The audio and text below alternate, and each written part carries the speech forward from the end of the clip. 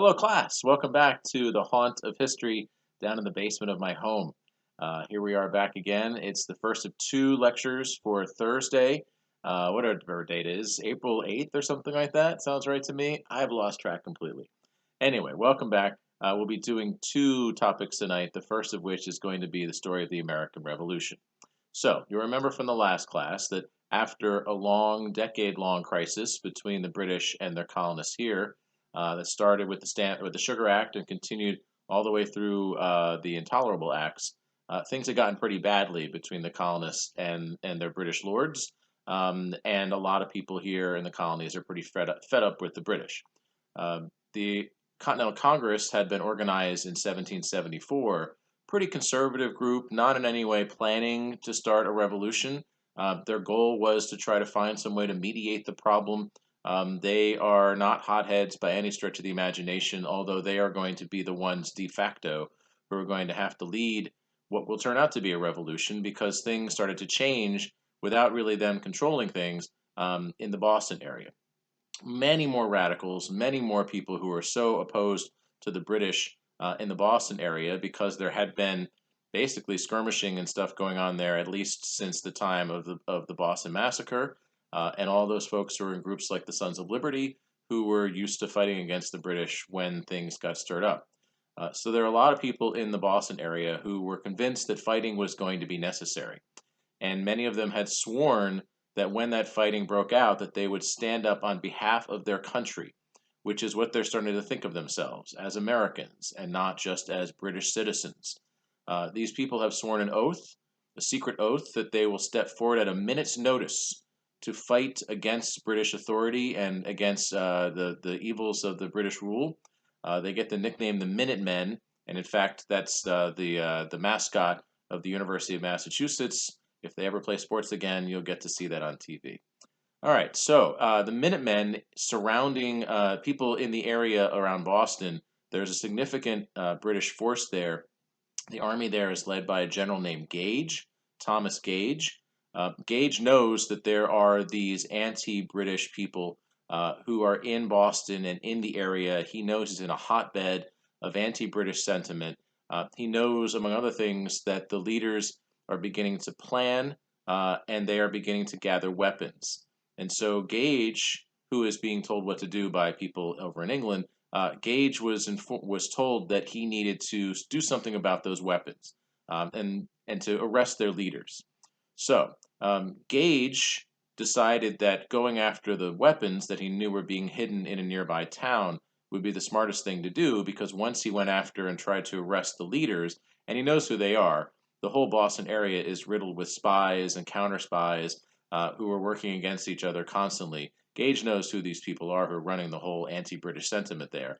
But he felt if he arrested those people first, then all of the population in the area would rise up against him, and therefore he thought it was smarter for him to confiscate their weapons. Both sides are sort of expecting some sort of a fight to break out, and so in the wee hours of April 19th, 1775, Thomas Gage tried to sneak his men out of the city and head toward where his spies had told him the weapons were being stored.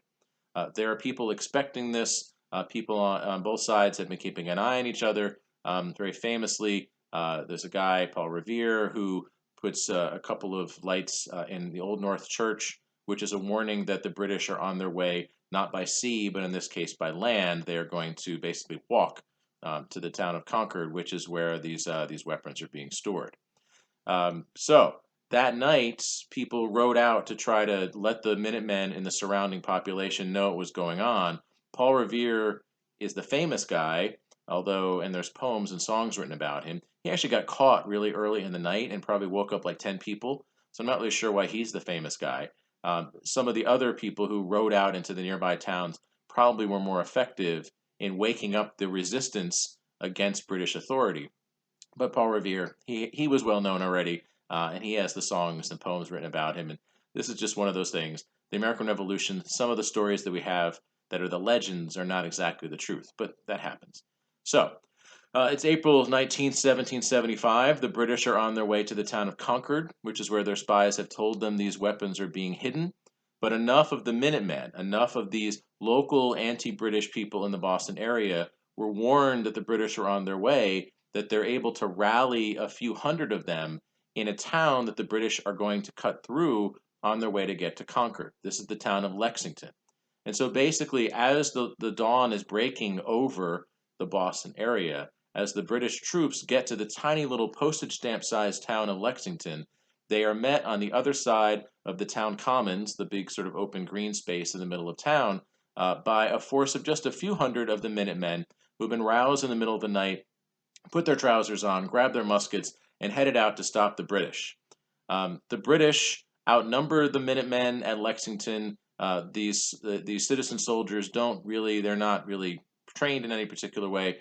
They're using old-fashioned weapons. They basically sort of just stand there. There's an exchange of gunfire. If this is how the war is going to go, it's not going to go that well for the Americans because the British basically plowed right through them. The shooting that takes place, the fighting that takes place, it's not even a battle. It's really just a skirmish. Doesn't take very long. It's just sort of they each line up. Okay, here you are, here we're going to go, and then they shoot at each other, and then the Americans basically just get chased away.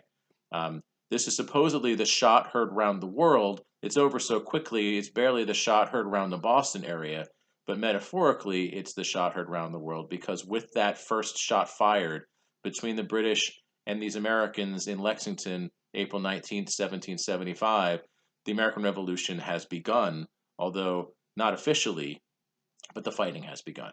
So, although the Minutemen got pushed aside pretty easily at Lexington, they did slow the British down enough that when Gage and his men got to Concord, which is where the weapons thereafter were being hidden, another group of Minutemen had gotten to Concord and had managed to get those weapons out of town, which meant that the whole reason for them going was completely obviated, and now they've kind of blown their cover. There's another little battle that takes place in Concord.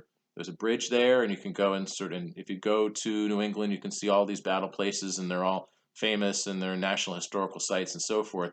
Again, what happened in Concord doesn't really look too good for the Americans. By this point, there are more of the Minutemen who have been roused because it's now fully daytime, and so there is a little bit more of a battle that takes place around the creek and the bridge there. But again, the British really overmatched the Americans and are able to push them aside. And then they turned around and went back into Boston because they had no reason anymore to be out from the city. Going back to the city of Boston, where their headquarters was, made sense. It's on the way back that we begin to see what sorts of problems the Americans might be able to cause for the British. Because the British, although incredibly successful, and had really been on the winning side of most of the major European wars for going on over 100 years at this point. Although incredibly successful, they're successful at the tactics that European armies use, which is basically, I get all my guys on one side of a battlefield, you get all your guys on one side of a battlefield, and we shoot at each other for a while. Maybe we kind of run at each other and back up, and run at each other and back up, and then, take a break and come back a week later, or maybe do it down the road somewhere or whatever. And those sort of wars really don't have that many battles because it's sort of just get all your guys in one place and then try to outflank them or surprise them or whatever. It's really all about tactics and then the number of men that each side has and how good their weapons are. That's how Europeans are used to fighting wars, and it's kind of how they've been fighting wars since the Middle Ages. But the Americans are used to fighting a different kind of war. Over here in the colonies, they're not generally fighting against someone who is going to be willing to line up and wait for them to get attacked. Most of the fighting that has been taking place here in the colonies, almost since the Pilgrims arrived and since the first Jamestown settlers arrived, those fights had been against the Native Americans. And those had been small-scale battles. Those had been hit-and-run kind of tactics. Those had been who knows the land better, understands the terrain better. Using guerrilla tactics is what the Native Americans had used against many of the colonists when they had fought against them. And small-scale, lightning-quick actions where they can get away with minimal casualties themselves. This is the sort of fighting that the colonists are used to engaging in because that's what they had been taught how to do by the ongoing regular fights that had been going on since the earliest days of colonial settlement in their fights against the Native Americans. And so the colonists' knowledge of the terrain and their superior tactics in using that knowledge of the terrain gave them a big advantage in this particular instance and will for a lot of the war They know where they are, and the British mostly have to look at a map. So, on the road back from Concord back to Boston, the British are marching. They've been up all day. They're hot and tired. There's a whole lot of them. They have to stay close together. They're wearing those big red jackets that make them basically just a moving target. Um, and they're hot and sweaty, and it's been kind of a waste of time. And they've fought twice already, and even though they've won both of the initial skirmishes, they've still it's scary, and some of the people that they're with have been injured and so forth. They haven't taken that many casualties, but they've had to work pretty hard so far. On the way back, there are American colonists, some of these Minutemen, who are hiding in various places where they can take pot shots at the British troops as they're marching on their way back to Boston, where there's a bend in a road and there might be one of those stone fences that they can hide behind. There'll be American soldiers hiding there. Soldiers, maybe even isn't the right word. There are American guerrillas. The British think of them probably, if they use the word, if the word existed, they might think of them as terrorists. Certainly, there are Americans with guns who are pretty unhappy with the British, who are shooting at them from positions that give them the advantage of cover. They can shoot at the British, knock off a few of them, and get away before the British even know where this is happening. On the way back, on their march back from Concord all the way back to Boston, and they don't get back to Boston until the end of the day. On the way back, the British take tons of casualties, dozens of casualties, a few hundred casualties. Some people die, others seriously injured. Most of the problem for the British is on their way back because the Americans are ready for them, and they know the terrain, and they know this sort of thing works because this is how they're used to fighting. This is the way fighting happens here in North America for the most part. Even a lot of things that happened during the French and Indian War, aka 7 Years' War, a lot of that really was the same sort of local small scale fighting, where you take advantage of your knowledge of the terrain, knock off a few of the other guys, and then get away. So the British returned to Boston, and the whole area at this point, most of New England at this point, is aware that fighting has begun.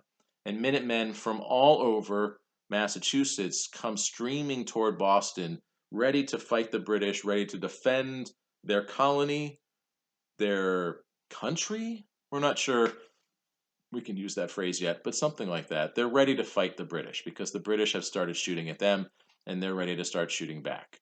And so Boston is the first place that really matters in this fighting. It'll take the Continental Congress down in Pennsylvania a little while to find out. The news doesn't travel from Boston to Philadelphia that quickly. So in the meantime, these soldiers are on their own.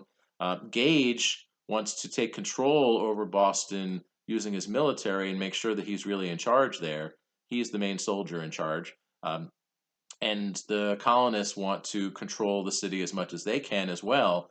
In those days, before there's airplanes and helicopters and things like that, the most important thing you need to have control over if you want to control the land is you want to control the high ground. If you're at the top of a hill, then the other guy has to charge up the hill to get you off, and that puts you in a good position to defend yourself. There's a couple of big hills in the Boston area right next to each other that have this advantageous position. They are Bunker Hill and Breed's Hill. And again, the Americans know the area pretty well. This is where they're from. So once it was clear that this fighting over Boston is going to be the next thing that happens, a bunch of the American troops got up to the top of those two hills and dug themselves in to defend the hills, hoping that then they could defend Boston and maybe succeed in getting Gage out of there, or at least make it very difficult for him. Ultimately, Gage did have to throw a lot of his troops up those two hills to try to get the Americans dislodged, and eventually the Americans lost and were forced out of these good defensive positions at the top of Bunker Hill and Breed's Hill. But as I said, they're in a great position. They're at the top of the hill. They can hide behind things and just kind of shoot down the hill as the other guys are charging up the hill, and the other guys can't even see them until they get to the top. Ultimately, the only reason why the Americans got pushed off those two hills is they ran out of ammunition. One of the problems the Americans are going to have that the British don't have as much is that these people aren't ready for a war. They have whatever guns they have lying around. They're not equipped for this, whereas the British have an actual army, and they've got a whole country behind them who will help arm them and help pay for that. The colonists have to figure this out as they go, and eventually got pushed off of Bunker Hill and Breed's Hill because they simply ran out of bullets. But in the process, the British lost now hundreds of casualties in trying to fight and control Bunker Hill and Breeds Hill in June of 1775. Although I guess in the end it's a British victory, the same way Lexington and Concord had been British victories. Well, in the end, they lost so many casualties, it must have felt like a pretty Pyrrhic victory, even though after it's over, the British do now fully control the entire town of Boston because now they have this good military advantage. Um, Bunker Hill and Breeds Hill, strange. Most of the fighting is actually at Breeds Hill, but for some reason it's referred to usually in the history books as the Battle of Bunker Hill. If you go to Boston, there is a statue where Bunker Hill is, and there's no statue at Breeds Hill, even though it's like a block over. It's very strange. Hard to figure out exactly why that was. Somebody at the top of Bunker Hill said something kind of cool. There's sort of a famous line that happens at the top of Bunker Hill, and they got pushed off there later, but it all happened pretty much side by side, and it really should be the Battle of Bunker Hill and Breeds Hill, or Breeds Hill and Bunker Hill, or Breeds Hill and oh yeah, Bunker Hill. I don't know. Anyway, after that battle, and after the British had lost a lot of men at this point, Gage doesn't look very good. He's managed to get control of the city, but has lost a lot of people along the process. And by this point, everybody in the English speaking world knows what's going on. Continental Congress down in Philadelphia, all the other anti British people all up and down the coast see what's going on here and are ready to unite and join forces against the British. And over in England, the British, who you'll remember, are pretty ticked off at the colonists.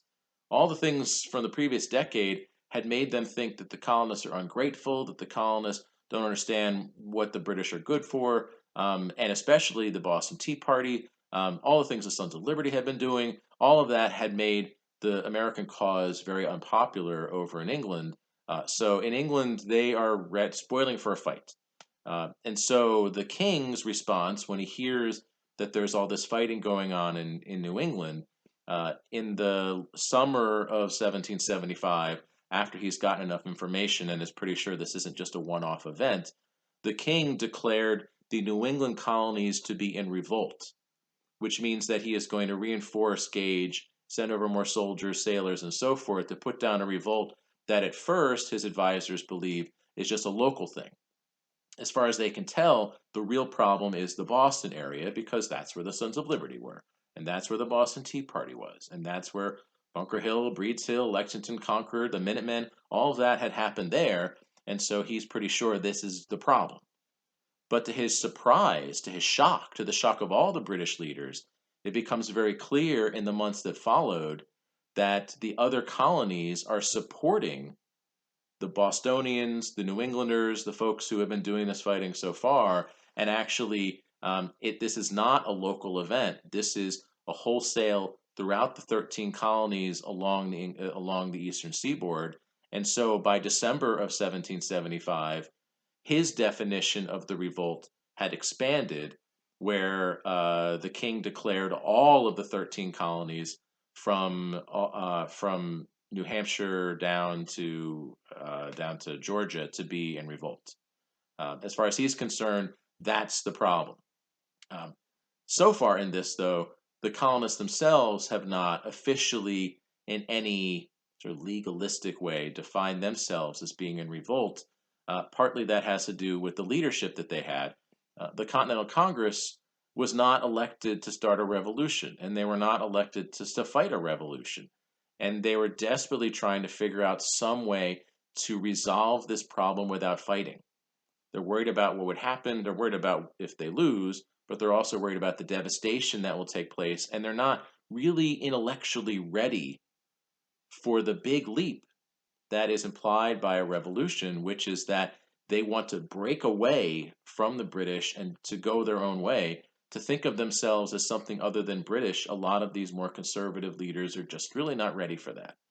But as the incidents in the Boston area started and continued throughout 1775, eventually it became clear that the die had been cast and that the general feeling among the population of the colonies that they had been elected to represent, the general feeling was anti British and for the most part, spoiling for a fight.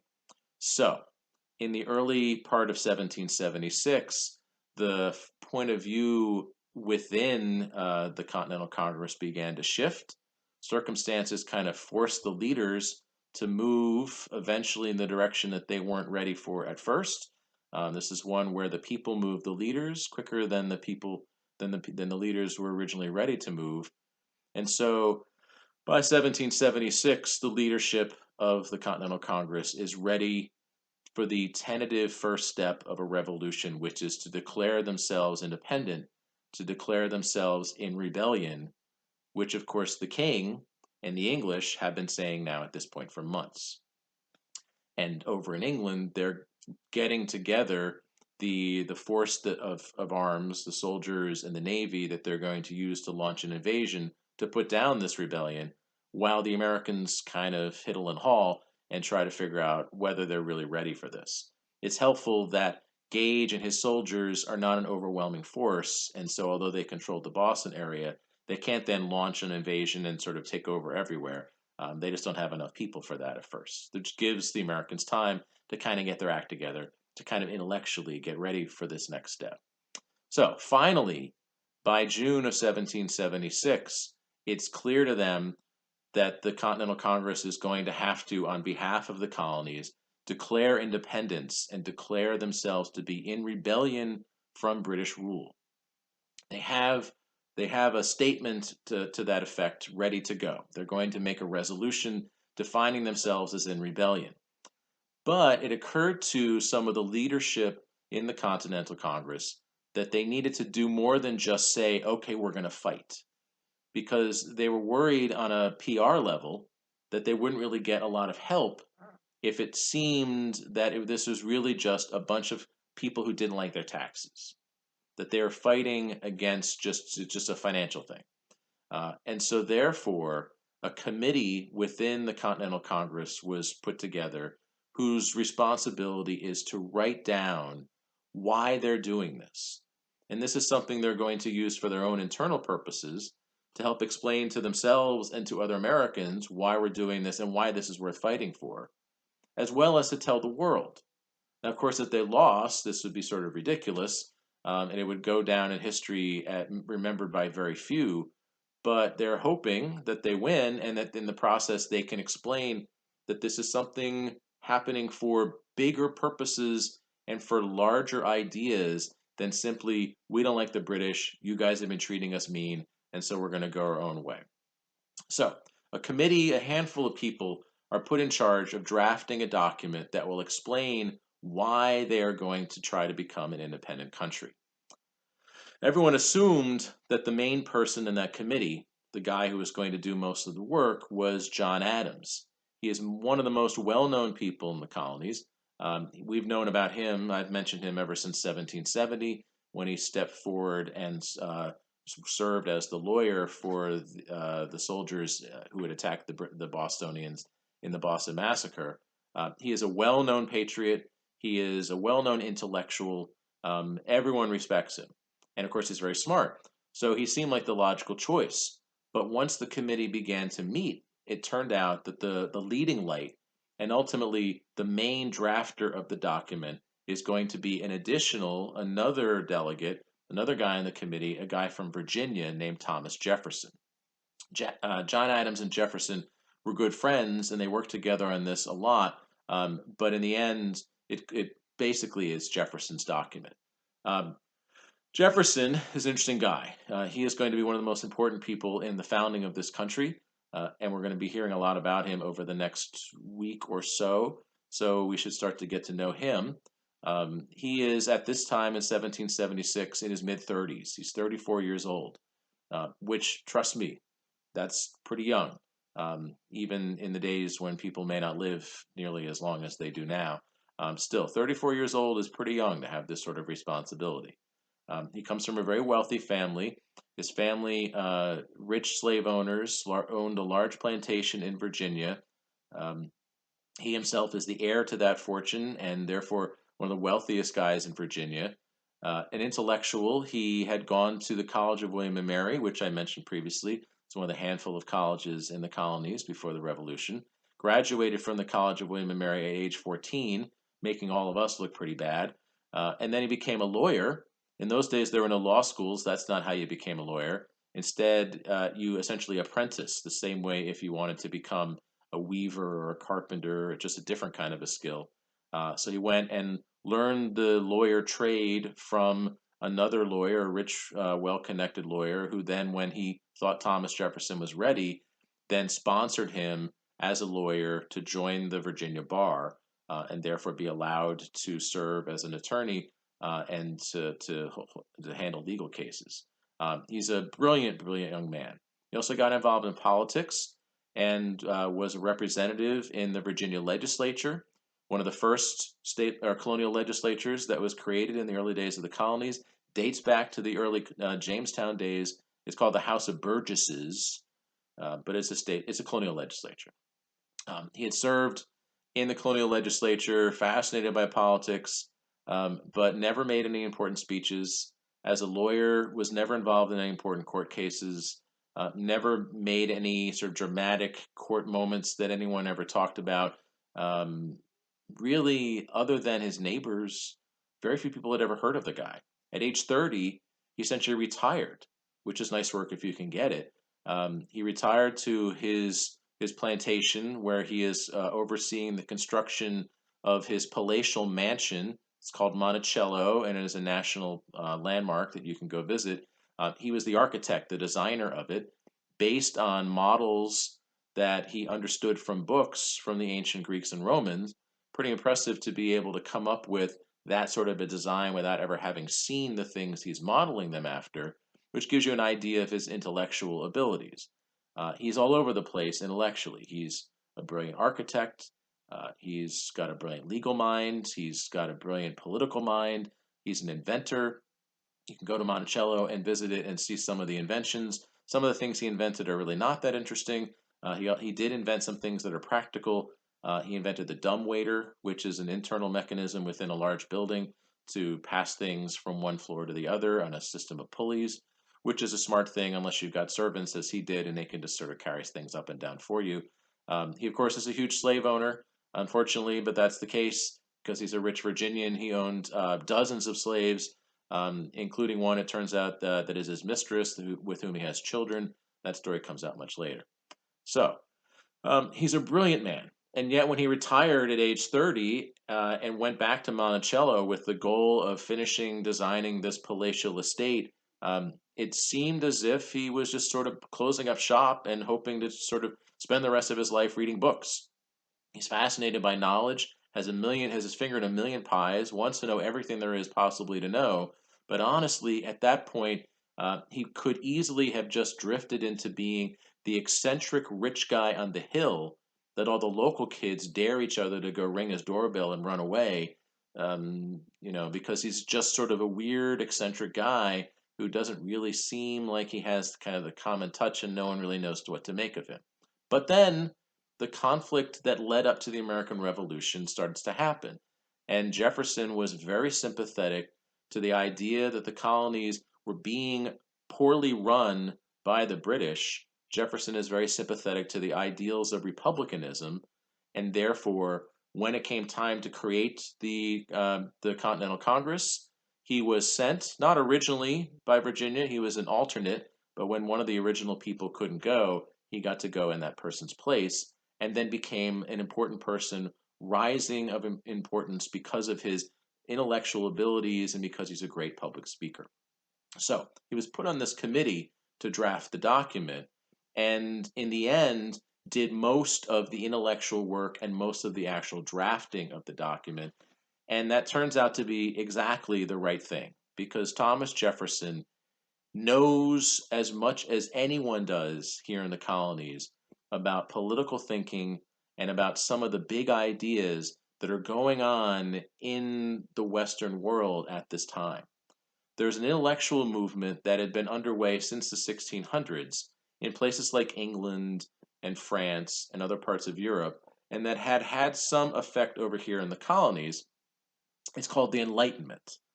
The idea of the Enlightenment was that there are these new ideas of science that had come out of the early part of the Renaissance, and they're starting to get a better idea about how to use science, how to use the scientific method, and therefore how to understand the natural world through experimentation, through asking questions, through all those things you learn in high school and college science that are still important today, and that people are working on trying to find a cure to their current pandemic, are using that same scientific method that was developed in the Renaissance and in the early days of the scientific revolution.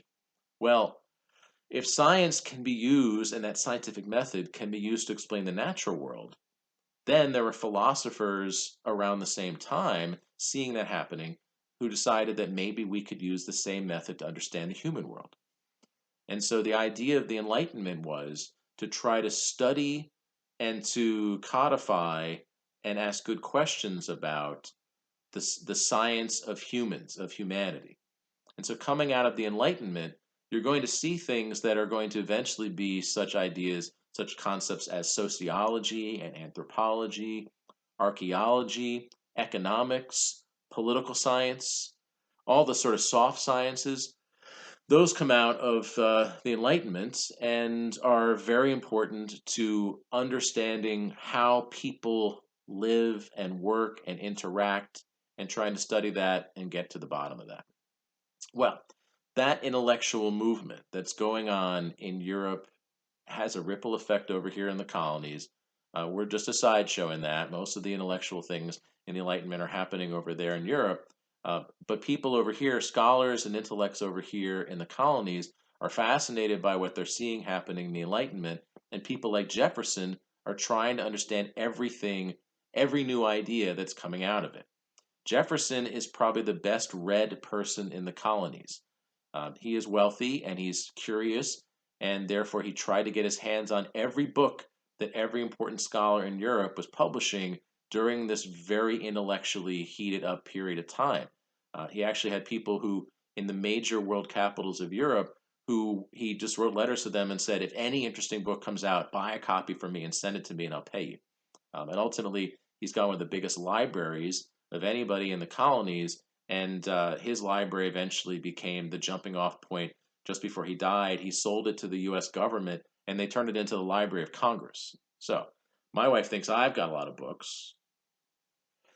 They're not on this wall, but anyway, there are a lot of books in the house, but she has no idea she could have been married to Thomas Jefferson. He had so many books, they turned it into the Library of Congress. Well, that's getting ahead of ourselves. So, Thomas Jefferson is one of the leading intellectuals, understands the ideas of the Enlightenment, and in particular has read all of the Enlightenment ideas about politics and government, and therefore can put them together into this document that they're going to use that ultimately will be the Declaration of Independence. So, in the Declaration of Independence, they're going to draw very heavily on the ideas of a British Enlightenment scholar, a guy named John Locke. Locke had written in England right around the time of the Glorious Revolution, late 1600s, about what government really is. And in his mind, government is best understood as a contract. He calls it a compact. They mean the same thing. So in his mind, what's going on is, in theory, the people have all the rights in the world to do whatever they want. In theory, people could just go out in the street and do whatever they feel like at all times. But obviously, if everybody acts that way, that's going to cause a crisis because people will act in their own self-interest and they won't act in the interest of what's good for the group. Recognizing that somebody needs to create some kind of structure and impose some kind of an order. Therefore, the people give up some of their rights to the ruler, whether that's a king or parliament or some other kind of ruler. The people allow that ruler to take away some of their rights. You don't have the right to do whatever you want whenever there's a law that limits what you're allowed to do. And so, therefore, people give up certain rights, allow the ruler to run the country or the county or the town or whatever, allow the ruler to do that on behalf of everybody. But a contract, go to law school someday, you'll understand, a contract is a deal between two parties where they each agree to give up something in exchange to get something. And then if the contract is broken by either side, then it goes away. It's null and void. So the people agree And of course, you never actually signed this contract. It's not something that really physically happened. This is just a way of understanding the way the world works, the way politics works, the way government works. Um, the people have agreed that they'll let the rulers rule them. They've agreed to give up certain rights, but they will only allow the rulers to continue to be in charge if the rulers don't step across certain lines. If, according to Locke, if the rulers ever step across those lines, if the rulers take away certain rights, well, at that point, then the contract is broken. At that point, the government has broken the contract, and therefore the contract is null and void, and the people have the right to get rid of the government. So, Jefferson had read John Locke, and Jefferson understands the ideas of John Locke, and therefore Jefferson puts a lot of John Locke's ideas into the Declaration of Independence without citing his source, which, by the way, is very bad on his behalf. When you write your papers later this semester, you're going to do a much better job than Thomas Jefferson did in citing the source of your ideas. He should have at least given the guy a footnote. But anyway. All right, so the Declaration of Independence, which is in our textbook and is in the reading for today, which I encourage you to read, it is pretty brief. The Declaration of Independence has a couple of sections. There's the beginning section, which sort of lays out the idea, and then there's a much longer section, which is a list. Let's talk about the list first.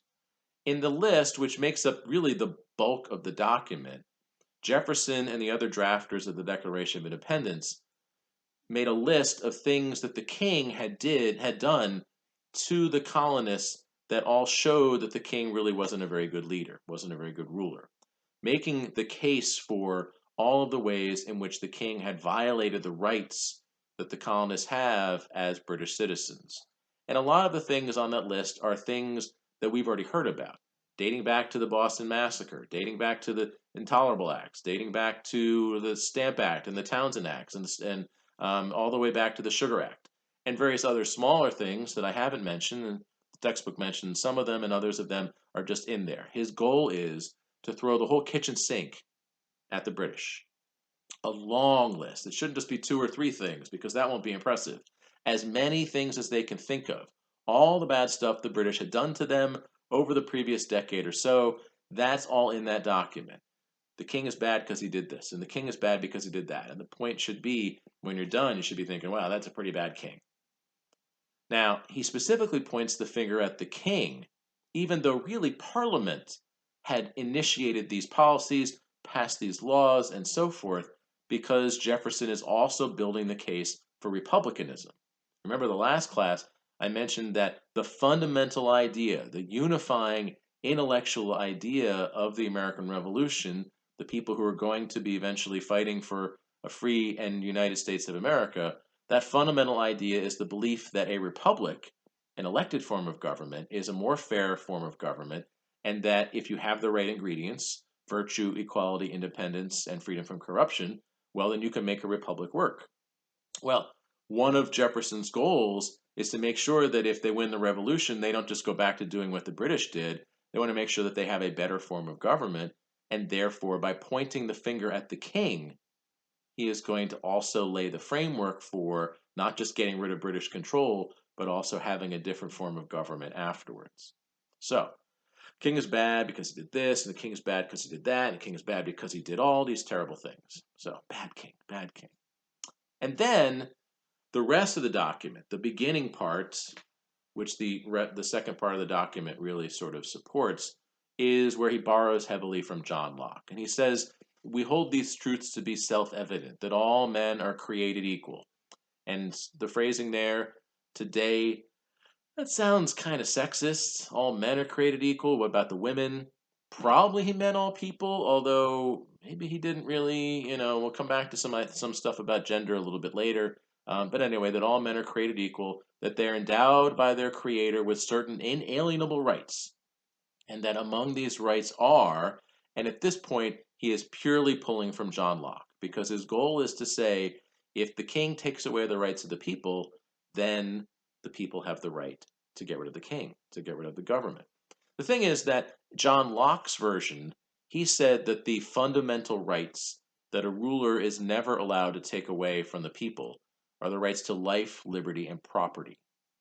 In Jefferson's version, He says the inalienable, which means you can't take them away, the rights of the people are life, liberty, and the pursuit of happiness. Which, I don't know, maybe that's how he doesn't have to write a footnote? No, don't try that. If you steal most of an idea, you still got to put the footnote. And he's not trying to be sneaky there. He's actually making a small change. We think the logic here is that using the word property sounds a little too greedy. If indeed this was really sparked by a tax revolt, by a series of taxes that the British tried to impose and that the colonists objected to, if that's really what it's all about, then this really comes down to just sort of fighting over money. And that's not very intellectual. That's not very high minded. That doesn't sound like it's a good justification for a revolution. So the word property implies money, implies some kind of ownership, implies wealth. And Jefferson decided that that was not the right fit for a document that was supposed to be about ideas and ideals. And so he got rid of property. Life and liberty makes sense to him. And in the end, they decided to substitute it with a very vague sounding pursuit of happiness, which I'm not really even sure what that means exactly. But, there it goes in the final version. So that document, which is very much based on the Enlightenment, which is very much supporting the ideals of republicanism that we talked about last class, that document, drafted largely by Thomas Jefferson in the early summer of 1776, with support from the other people in the little committee, including John Adams, had his finger in it a little bit, and a few other people as well, but mostly Jefferson. That document then went to the full Continental Congress, and then they made some changes before they were ready to vote and approve it. One of the big changes they made was there's in the list of grievances at the end, the king is bad because of this, and the king is bad because of that. One of the original grievances that Jefferson had included, the king is bad because he made us have slavery, which is weird. First of all, it's weird because Jefferson had slavery. Like, he's got a lot of slaves. And that seems sort of hypocrisy, weird. Anyway, um, it's also weird because it's not like the king actually forced them to have slaves. It's the implication that Jefferson only has slaves because some other person told him to have slaves, that he has hundreds of people working for him, basically giving up their entire lives, all their labor, running the risk of being murdered in the middle of the night at the whim of this rich guy, just because someone told him to do that. It doesn't really hold water. And ultimately, that one was eliminated from the list because some other Southerners raised objections and said, this makes it sound like slavery's bad. We don't think slavery's bad. We're cool with slavery. We've got a lot of slaves, and they've made us the wealthy people that we are. And for us to imply that slavery is a bad thing, that makes it sound like we're planning on getting rid of slavery if we become independent, which we're not going to do. And so ultimately, they got rid of that. There's a weird thing about this whole American Revolution thing, which is that the colonists frequently say the British are bad because they're making them, the colonists, the British slaves. And so they know somehow that slavery's bad, and yet when they have a chance to actually say, well, we imply that slavery is bad, they don't want to come out and say it because it's not bad for them. Well, we'll come back to slavery. So after that change and a few other not as important changes, ultimately the document is agreed upon. And the date that it's agreed upon is going to, of course, be the great national holiday, July 2nd. July 2nd is the day that they voted to support the Declaration of Independence. Many of the leaders of the Continental Congress assumed that that was going to be the big national holiday. But it's not, because that's not the day they signed the document. They voted on it July 2nd and officially, in their minds, declared an independent country. But July 4th is the day they signed the actual document. And so, in the document that gets published in newspapers all up and down the colonies, that is now in the National Archives, and is now a major document in the history of the world, that document has July 4th, 1776 at the top of it, and therefore July 4th is our great national holiday because that's the day that they signed the document with all these big intellectual ideas, but also where they said, hey, we're going to be our own country. So, and that's the day that the fireworks are. And that's the day, maybe this year we'll get a 4th of July. I don't know, it's like first week of April. That's 3 months away. Let's hope so. So, um, now that's taken a long time, and just me even telling the story, I feel like it's taken hours and hours. And it's helpful that the British have taken their time getting themselves together, but now they're ready to launch an invasion. And the now that the colonists are ready to say, all right, well, we're going to fight for our freedom and our independence, they better get their acts together and start doing that, because the Continental Congress has to also kind of put an army together and come up with a strategy and defend themselves against the British, who, by the way, always win. They're the big winners in all of the major European wars at this time. And if you got money to put on anything in this fight, put money on the British. They look like they got a good chance.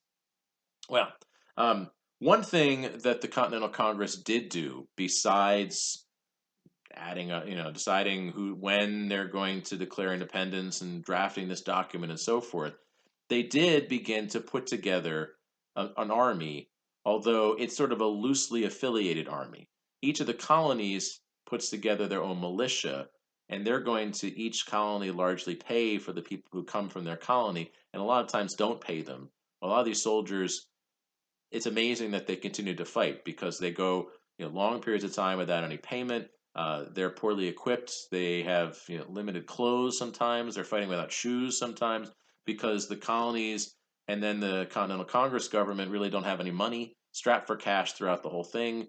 It's kind of amazing that there is any kind of an army at all. But in the early days of 1776, before the fighting gets serious, one thing the Continental Congress did was pick the major leader, the guy who will be in charge of that Continental Army, this ragtag force of colonists who are barely shod, barely clothed, and barely have any guns, but they got somebody in charge. And that guy's George Washington. Washington, I've mentioned already. He got things rolling in the French and Indian War in 1754, and didn't do really that well. He got his hat handed to him in the early fighting there. Really was not prepared for what the French and their Native American allies were going to do. And although he did a little bit better in some of the other things that happened later on in that war, he's got that kind of cloud over his head that makes you wonder, why is this going to be the guy that the colonists are going to settle on as their main military leader? Partly that shows that there just aren't that many people that they can draw upon. There isn't a big military tradition here in the colonies.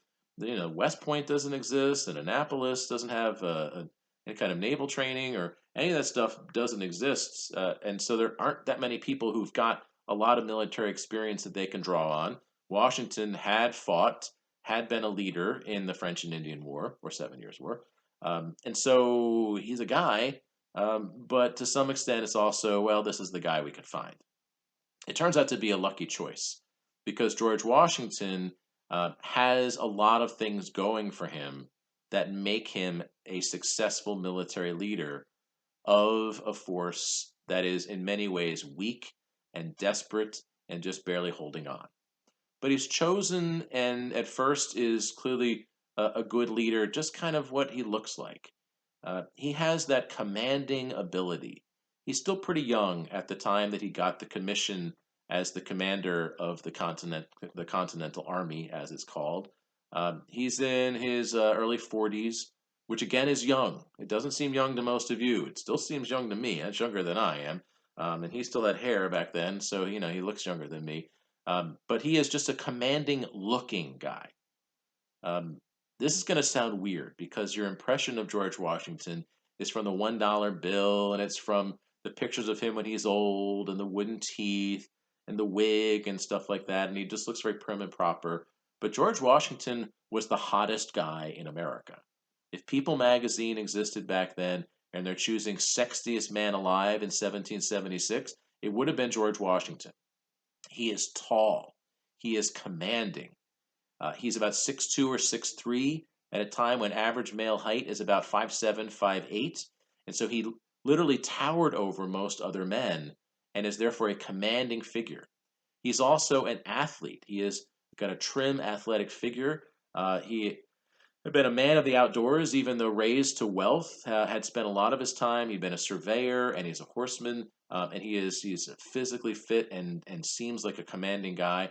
His age is helpful because he is young enough that younger soldiers or younger officers will see him as sort of one of them, but he's old enough that older men will be able to respect him. So the age is important. And then he also just he's got that thing. He's got that it.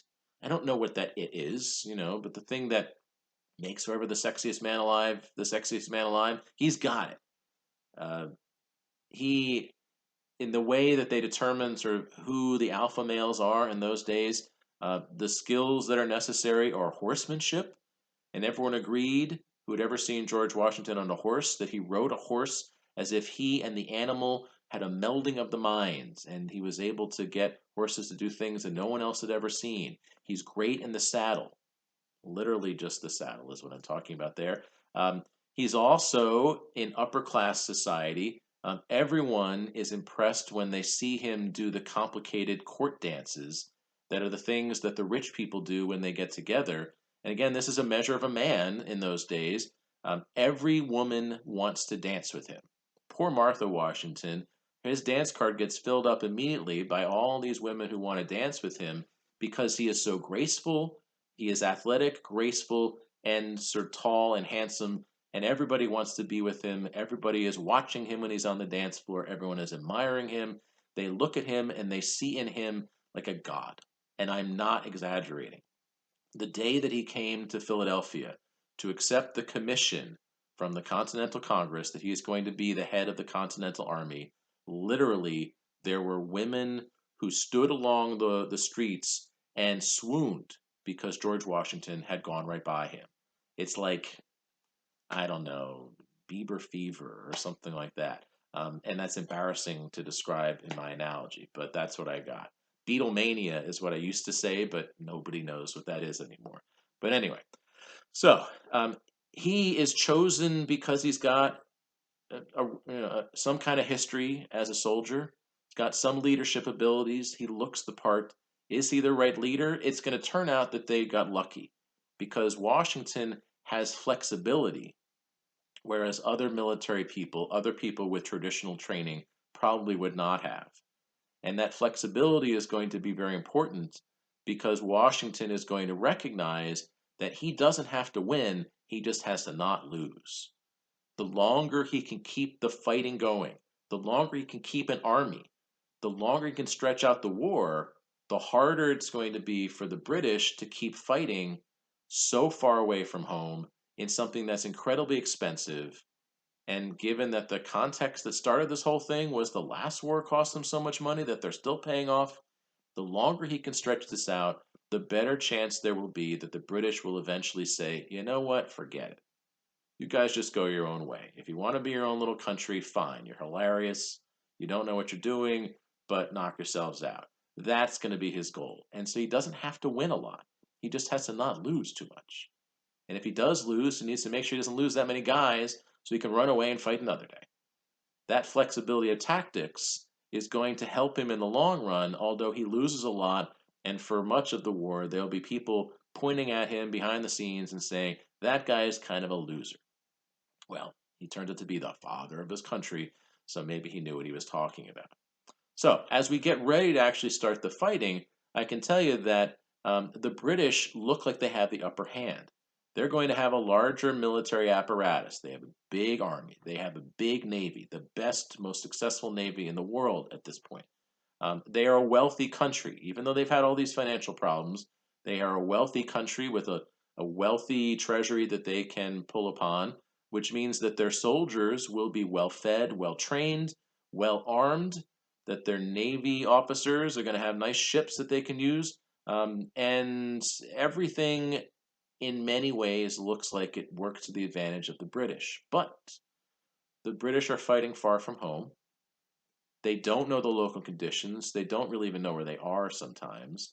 They can't rely on getting food and supplies locally, which means that they have to get everything from back in England, which means that they've got a supply line they have to control, which means that they really can't always put all their soldiers in the same place. They have to spread them out to defend where they're getting their food from and defend the supply line. And they also can't rely on getting help from the local population because that's one of the American advantages. The Americans, Washington and the Continental Congress and everybody else who is fighting for independence are largely united against the British. Not completely. It's estimated, and we don't have public opinion polls back then, but it's estimated that maybe 4 out of 5 Americans support the war effort and are on the side of Washington and Jefferson and the Continental Congress. But that leaves about a fifth of the country who is still loyal to the king when push comes to shove and the fighting actually begins. That 1/5 of the country, the Loyalists, as they are known officially, they're nicknamed the Tories because in England, the Tories are the political party that's most pro king, that's most conservative today is the Tories, but the most pro king party back then was the Tories. And so the Loyalists are nicknamed the Tories. And little remembered is that the American Revolution is something of a civil war because in some places there are more Tories than patriots, and so then the Tories beat up the patriots. In other places, the patriots outnumber the Tories, and they beat up the loyalists. And then sometimes, if Washington comes to town or the British Army comes to town, then one side or the other gets to do mean things to their enemies. And then if that army marches away, then there's reprisals. All kinds of ugly things that are going on in some of these towns and communities where the loyalists get in a lot of trouble if they're outnumbered, and in the end, after it's all over, a lot of the loyalists have to flee because their neighbors don't want to have anything to do with them. So, life, liberty, pursuit of happiness is all well and good unless you're a pro British American, because then your life and your liberty and your pursuit of happiness, you should try that somewhere else. But anyway, so Washington does have the advantage of support from the population, does have the advantage that he and his men know where they are. They are fighting for their own homes. They're fighting for their hopefully country, and so that's going to help give them some kind of unity. Whereas the British are fighting for getting something back. It's a little more nebulous. Um, the British even have to hire outsiders. They're going to be to fill out their army. They're going to be hiring people from other countries. They hire German Hessians and some other mercenaries and soldiers of fortune who aren't really, their hearts aren't in this as much. They're just fighting for a buck or a pound, I guess. All right, well, maybe we should start the fighting. Maybe we should actually see what happens because Washington knows not long after he's been given this position as the head of the Continental Army that the British are amassing a major invasion of New York. The port of New York is a crucial part of this colonial network. A lot of ships go in and out there, and so therefore it's going to be an important thing for either side to control, but also it's sort of right in the middle there. And so getting control of it, if the British can do that, will give them a lot of flexibility about what they can do next. So the British have a major invasion coming toward New York. There is a bunch of naval ships with an admiral named Howe, and they're bringing with them a large army force led by a general named Howe. These two guys are brothers. And Washington's goal in the summer of 1776 is to defend New York at all costs. The British launch a major invasion with tens of thousands of soldiers and sailors, attack New York City in the late summer of 1776, and Washington quickly realizes that the idea of defending New York at all costs will destroy his army if he actually means what he says. So quickly he just runs away. There's some fighting in New York, there's some fighting in Long Island and Brooklyn, there's some fighting in Manhattan all the way up to Washington Heights, and then Washington scurried across the river, basically where the George Washington Bridge is today, and headed into New Jersey, and then spent much of the rest of 1776 being chased by General Howe through New Jersey. He stops every now and then and tries to fight and keep General Howe from pushing him aside. And every time Washington stops to fight, he loses, realizes his men just aren't ready for the British. He doesn't have enough guys, they don't have enough weapons, they don't really know what they're doing. And Howe and the British Army, these people are serious. They've got all the modern weapons. They are trained exactly the right way. And Washington, the smart thing for him to do is just keep running away, which he does, although it makes him look pretty bad because he has not succeeded in keeping New York from the British. The British controlled New York all the way to the end of the war. Incredibly important port, a key victory for them in the very beginning of the fighting. And then he's lost most of New Jersey by the end of the year, even though he's been running around in it and trying to stop them from getting control of that. It's pretty much a done deal. So, Washington at the end of 1776, as you get close to the winter months, got across into Pennsylvania, at which point General Howe, who's clearly winning, assumed that the war might be over, and he sent a message to Washington and a message to the Continental Congress in Pennsylvania. You fellows want to give up now because you're losing. And, he promised that, maybe he wouldn't punish them too much if they agreed just to give up.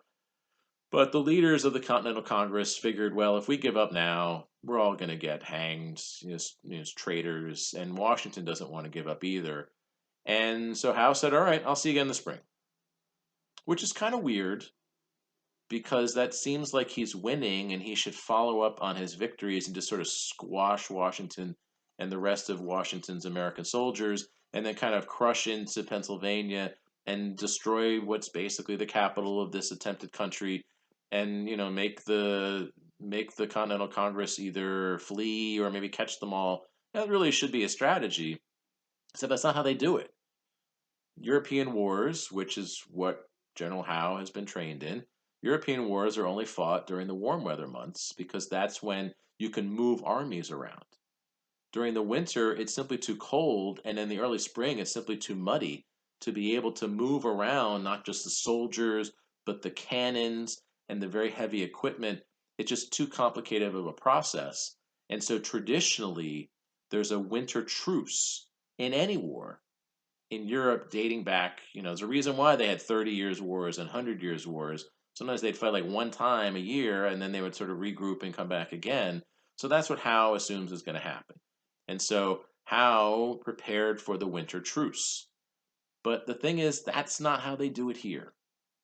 Washington wasn't planning any kind of winter truce. And that's not how the Americans are used to fighting.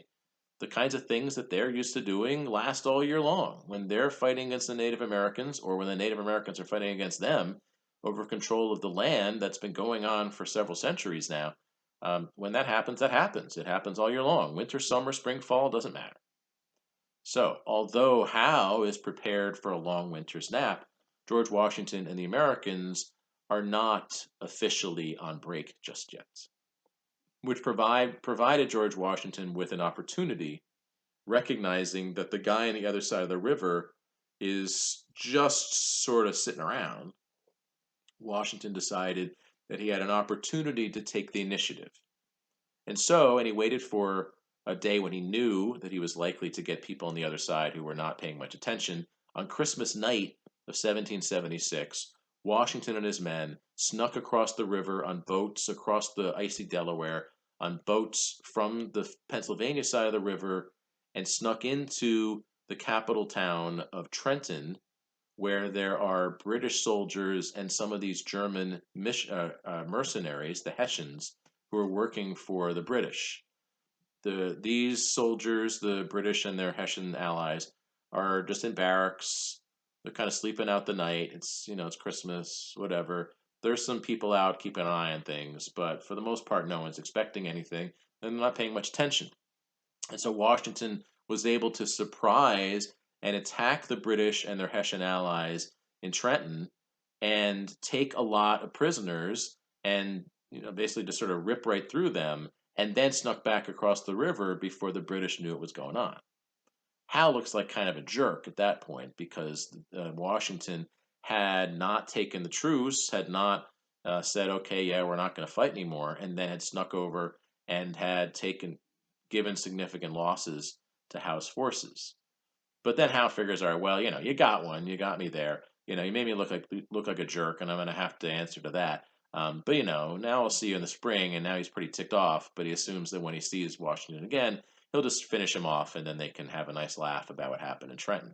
And then a week later, Washington did the same thing, except that this time he snuck across the river and did go to Trenton because he figured that they'd be waiting for him, or at least they would know what he looked like when he's coming over. And so he snuck around Trenton. There's in the nearby university town of Princeton, there's another group of British soldiers. This time again, he surprises them, and although there's more of a battle, and there's an actual battlefield where they have more of the traditional European battle, because Washington is ready and has all of his men ready for that battle, and the British spend most of the day kind of getting organized.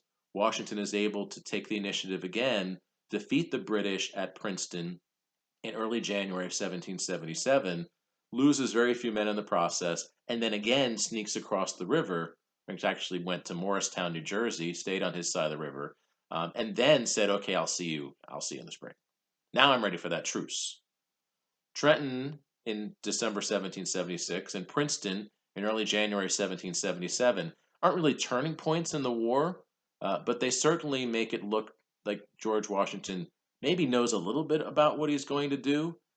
It's sort of a good morale boost, changes the momentum a little bit, and certainly made General William Howe really, really angry at George Washington.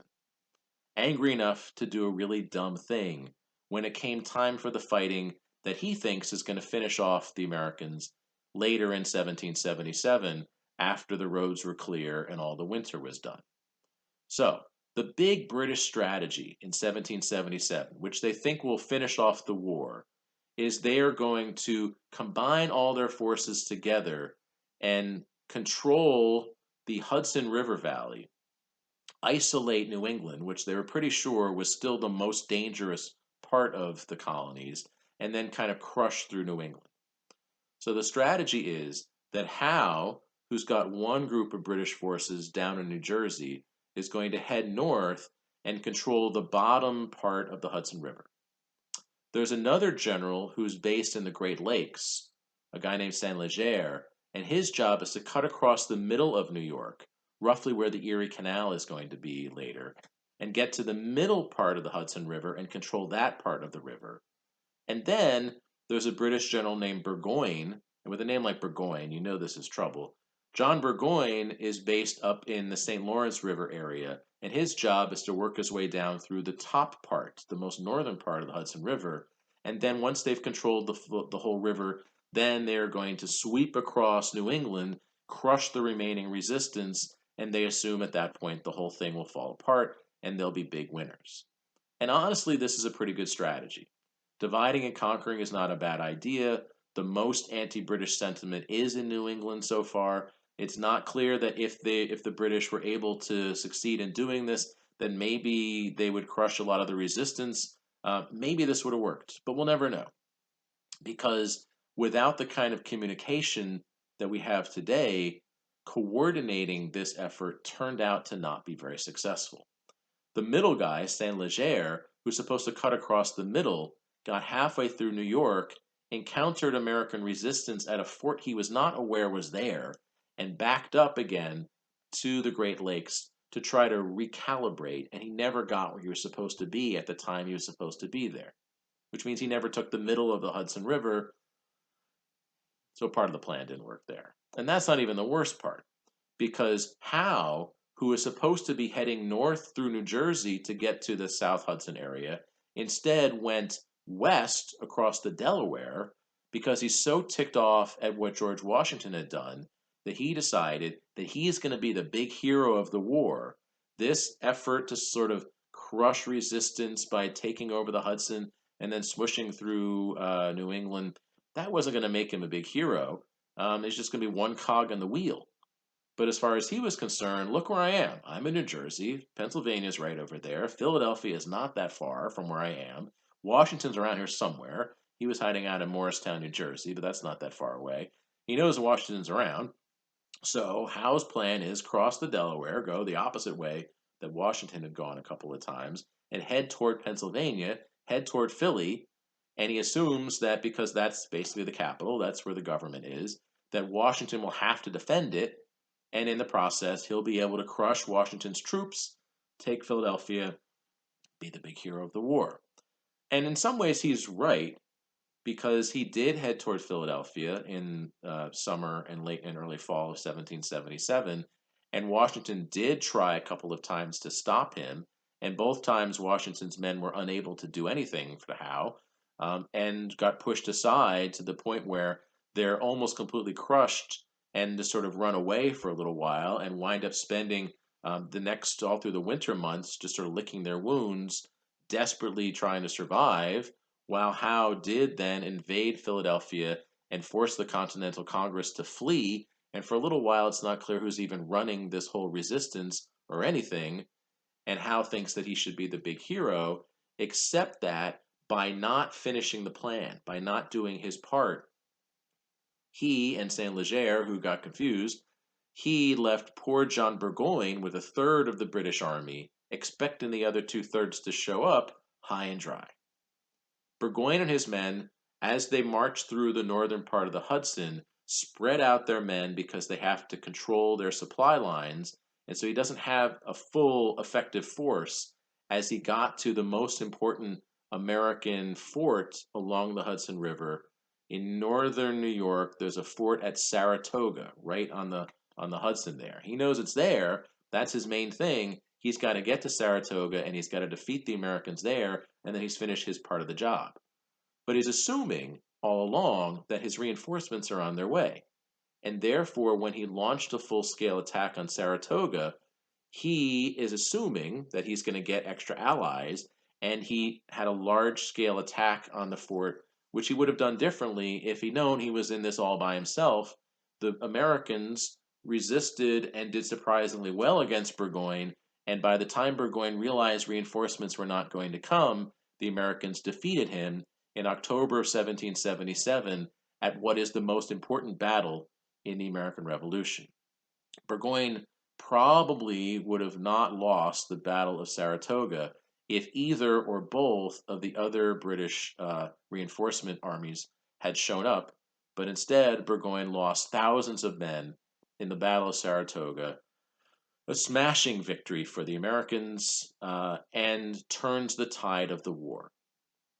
Not just because the Americans have now won a big battle and have shown that they can defeat the British, that mano a mano they can go up against them, and the British really can't afford to lose thousands of men the way they just did at Saratoga. That's a big deal.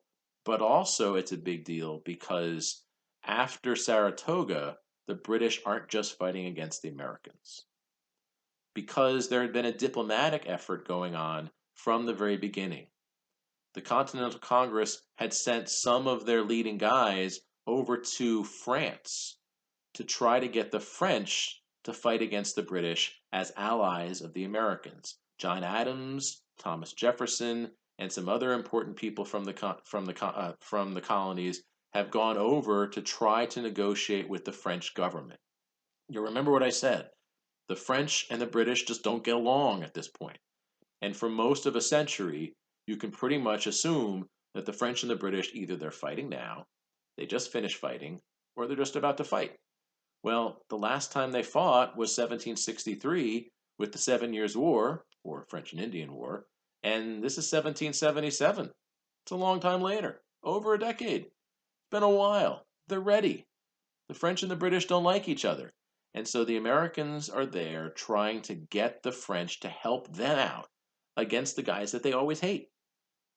There were some early indications that there was some support for the American effort. So early on, in the early fighting, individual French people came over to help out the Americans. There's a wealthy guy, the Marquis de Lafayette, who arrived in 1776 and became one of George Washington's top allies, eventually one of the main leaders of the Continental Army. They're willing to accept anybody. They get people from Prussia, they get people from Poland. They will accept any kind of outside military help they can get. The Marquis de Lafayette is young and military inexperienced, but he is rich, and he really hates British people. He's inspired by republicanism. He's inspired by the Enlightenment. He's inspired by the ideals of the Declaration of Independence, but he also really, really wants revenge on the British because in the previous war, the British had killed his dad, and therefore he wants revenge. So he becomes one of George Washington's top friends, allies, adjutants, helps Washington militarily, but also is an example of the fact that there are French people who are interested in the American cause. Well, the French government, who, they're ready to fight the British at a minute's notice, they don't really like them very much, had been interested but not sure that it made sense for them to get involved on the American side because let's face it, the Americans are a bunch of colonists, they're a bunch of yokels, they're a bunch of hicks, they're a bunch of guys with pitchforks. Can you guys possibly have a chance against the British? We can't beat the British. How can you possibly have a chance against the British? And so the American diplomats said, well, we promise you, we're going to show you that we have a chance against the British. And Saratoga in October 1777 was the icing on the cake, the proof that the Americans actually had a chance. After Saratoga, the French declared war on the British. And this is a whole different ballgame at that point. The French recognized the Americans. They're going to ally with them and work together with them against the British. And the British now aren't just fighting a bunch of soldiers who barely have guns or shoes over here in the colonies in a part of the world that Europe doesn't really think that much of at all. Now the British also have to fight the French. And the French are serious. The French have an army. The French have a navy. The French have a national treasury. The French have colonies all over the world. The French have allies all over Europe. This is a bigger problem for the British than it was in 1775 when they're shooting at a bunch of guys in Lexington. Now they have a much bigger problem on their hands, and the Americans now have a chance because they are being helped by one of the preeminent powers in Europe. All they got to do is hold on at this point. Maybe win a few more victories, but they got a shot. They got a real shot. Without the French, I'm not sure that the Americans can win. Maybe they can win. Maybe they can win a partial victory. Maybe they can create some sort of new nation, but I'm not certain that they can win. But with the French, I think they've got a pretty good shot. And therefore, the US and the French should always be great allies, and yet that's not always the case because sometimes we're a little bit ungrateful. Well, the thing is that the Americans, they now have a shot, but that doesn't mean that the French coming into the story is going to immediately make the British give up. It just means that the British now have to do fighting in other places. And in the meantime, Washington's got to keep his army together. And after he lost to Howe, as he was trying to defend Philadelphia in late 1777, his army is scattered and it's a mess. He and the remaining soldiers, and there's not a lot of them, it's barely an army. It's barely like a few squadrons. It's this tiny little thing. They wound up spending the winter of 1777 through 1778 at winter headquarters in a place in Pennsylvania called Valley Forge. And it's cold, it's snowy. They have to sort of build a fort there in the snow from scratch and try to find food and clothing and shelter. Washington tells them they're not allowed to take food from the nearby farms because he doesn't want to turn any of the Americans against him. But they're running out of food, and these guys are marching around in the snow, with no shoes on, and they're freezing to death. And it's not even clear that they can survive the winter. That winter of 1777 to 1778 is the closest that the Americans got to just giving up. Knowing that the French are on their side now gives them a boost of morale. The big turning point battle in Saratoga, farther to the north, gives them a fighting chance. And then somehow they manage to get through that winter and then begin to turn things around with outside support, and then also just because the British keep doing kind of dumb things. Well, the British reoriented their strategy once the French are on the American side, and once the British know that they're fighting not just against a bunch of colonial hicks, but against a major European power. At that point, when they look at the map starting in 1778, after the debacle of Saratoga, the British strategy began to change. They started thinking, well, maybe we should think about what's the most important part of the colonies and focus on that. Maybe if New England is where all the problem is, if all the troublemakers are mostly up there, maybe who needs New England? What do we really need it for? There's nothing really that wealthy up there. Boston's an important port city, but we can live without that. Maybe we can accept cutting our losses a little bit and focus instead on the part of the colonies that are actually wealthy, the part of the colonies that make us in England wealthy, which are the southern colonies. The southern colonies, the Carolinas, Virginia, Maryland, Georgia, which is just barely getting off the ground at this point, those colonies have plantations which are obviously going to be valuable. The British need the stuff coming from the plantations for their own economy. And so it seemed like that was a better place for them to focus. Also, they're pretty sure that there are more Tories, the loyalists of the king, in the southern colonies. And that seems to be true. So they thought they would get a little bit more help. And they also know that the southern colonies, there aren't as many people living there. And especially what they mean there is there are as many white people living there. They're not, we'll hear what they have to think about the slaves, but for the most part, they're thinking, who are we going to fight? There aren't as many of them to fight down south. So their new strategy, the British new strategy, starting in 1778, is to focus on the southern colonies and try to get control over as many of them as possible. If it turns out that they eventually have to give up some of the colonies and let some of the colonies go away, then at least this way they've gotten control again of the wealthiest colonies and the ones that are really worth holding on to. This strategy was pretty successful. Even though they have to split up their resources and not just focus here, even though they're fighting against the French in the high seas and in the Caribbean and in parts of Europe, even though they've got other things going on, they launch an invasion force in late 1778 at the very bottom of the colonies, attacked Georgia, took over Georgia pretty successfully in late 1778, and then over the next couple of years fought their way into the rest of the southern colonies, starting in Georgia, worked their way up through the Carolinas, and by 1781 have succeeded in taking control pretty much of most of the southern plantation colonies and have gotten into Virginia. So this strategy is working pretty well.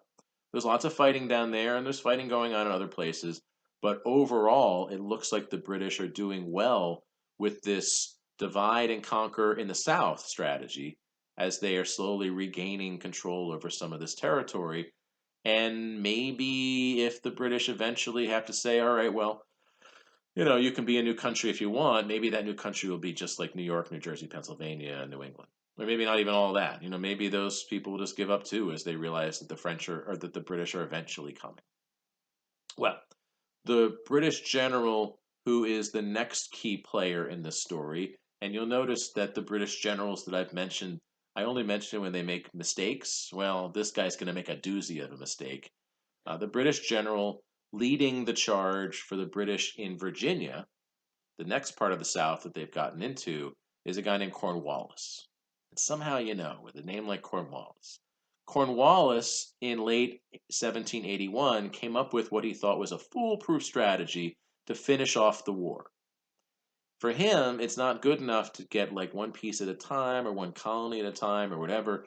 He, like Howe, is looking for a big smashing victory, and he's hoping that he can force Washington to fight him, to come out from the shell that Washington normally is in, and to come and directly fight.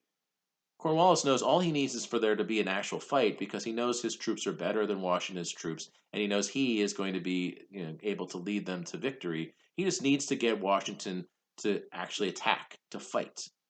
And so his strategy to do that is to put himself in a position where he knows Washington will think he's got the upper hand.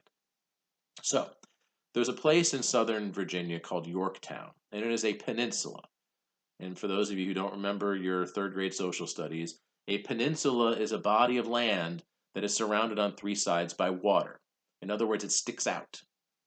And so his plan is to march out the Yorktown Peninsula, at which point he's surrounded by water, this side, and that side, and therefore Washington can cut him off and trap him on the peninsula, and, that's going to be that. Which seems like a really dumb thing to do. It seems like Cornwallis is just asking for trouble. Why would he put himself in such a defensive position where he can't really win if Washington could then just kind of come in behind him, plug the gap, and trap him on the peninsula? Well, Cornwallis knows that Washington is very cautious, and he wants to put himself in a position where Washington will realize that he's got such an advantage that he'd be a fool not to attack. But Cornwallis knows something that Washington doesn't know, which is that the British Navy is sailing just a little bit off the coast, just out of sight of the people in Virginia. And what the plan is is to trap Washington also on the peninsula. He's going to march out to the end of the Yorktown Peninsula. Washington's going to say, "What an idiot," and chase after him. And then once Washington's men are on the peninsula as well, then the British Navy is going to surround the peninsula, and it won't be Cornwallis who's trapped, it will be Washington who is trapped, and that's going to be the end of that. And this plan works pretty well. Cornwallis and his men march around in Yorktown and look like a bunch of twits. And Washington finds out what's going on and thinks, well, this guy is not very smart, but I have to just attack him because, he's basically asking to give his part of the army away to me. And so he does indeed attack through the land part of the Yorktown Peninsula. And then at that point, the trap is sprung, and suddenly ships surround the peninsula, except they're French ships. Oops. Cornwallis had relied on the British ships to surround the peninsula, but again, they don't have the modern technology that might help him today. He's got no cell phones and no GPS information that he can rely on. As the British ships had been waiting to spring the trap, as they are waiting just a little bit off the coast of the Chesapeake, well, there's a whole bunch of British ships sitting there. A bunch of French ships had come by. The British ships aren't looking for them. They don't expect this to happen. The French attacked the British ships, and the British ships had to run away and regroup. And while the French ships are sort of, wow, good job for us, sacre bleu, at that moment, they found out that there was fighting going on in the Yorktown Peninsula and sailed over to see what was happening, realized that they can surround Cornwallis on the Yorktown Peninsula, and lo and behold, Cornwallis has to give up. And again, just like Burgoyne, loses thousands of troops because his plan didn't work. Oops. Honestly, the British can't afford this kind of thing. No matter how they're doing in the overall map, they can't afford to have dumb generals losing thousands of troops because of dumb strategies. And at that point, after the Battle of Yorktown in 1781, a major victory for Washington and a major defeat for the British and poor little General Cornwallis, at that point, the British have to start seriously thinking about, okay, let's get out of this. And so, although there's some small scale fighting in the next year and a half or so before the treaty that ends the war is officially signed, after Yorktown, pretty much the war is going to be over. Very little fighting after that. Now it's diplomatic. Now it's about signing the paperwork. Ultimately, the British and the Americans signed a treaty, signed in France, although the French government doesn't get to have much say in it. The Americans kind of pulled a fast one on the French and didn't give them some of the things that they wanted by going directly to the British and negotiating with them, sneaky Americans.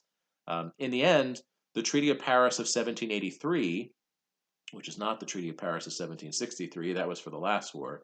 The Treaty of Paris of 1783 ends the American Revolution, whereby the British declare that they are allowing these 13 colonies to be an independent country.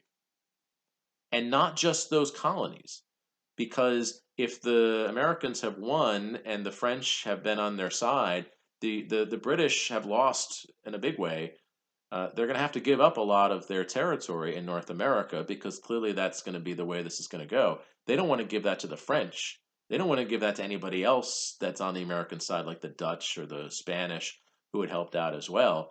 Instead, in the Treaty of Paris in 1783, the British gave to this new country not just the 13 colonies that are already drawn on the map, but all of the British holdings, all of the land that they claimed was theirs, south of Canada, north of Florida, and east of the Mississippi River. Their thinking is better to have all that land turned over to this new republic run by our former people who they don't think are really going to be able to make a go of it, who are probably going to fall apart, who are never going to be anything when you get down to it. Better to give that land to them and let them start out looking pretty big but fall apart, as opposed to the French or some other European power who they're more scared of. So, the treaty that creates the United States, the treaty that ends the war, the treaty that formally leads to the beginning of the United States as an officially recognized independent country, also makes this a much bigger country than it had originally been, the 13 original colonies would not nearly have been as impressive as the first map of the United States drawn after 1783, which makes the US already bigger than many European countries. Now, it's worth pointing out there are Native American tribes living in that land west of the mountains and east of the Mississippi River in places like Ohio and Kentucky and Tennessee and so forth. And no one's asking them what they think. They had been watching this back and forth and had been rooting for the British or maybe the Americans or maybe the French. In the end, the real losers, other than the British in this, are the Native Americans because if the Americans, if the colonists, now Americans, get that land, then they're coming. They're coming across those mountains. They're going to take that land, and the Native Americans know they're in trouble. Will fight back, and inevitably, it turns out, each time when they fight, are going to lose. But they will make some efforts, which we'll hear more about, to defend that land against the encroachment of these Americans who are crazy about land, take land from anybody that they can. So, the United States starts out in 1783. Congratulations, by the way. Have you been rooting for the Americans? USA. USA. They win. New country. Big deal. A lot of people dead. This is a big, this is a big problem. About 1 out of every 20 men of fighting age died in the American Revolution in the colonies here in the new country. Not colonies anymore. We're done with that. This is a country. They're states. United States of America. USA.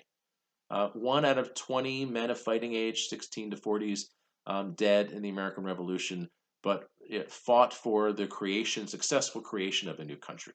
Congratulations. Way to go. Um, yeah.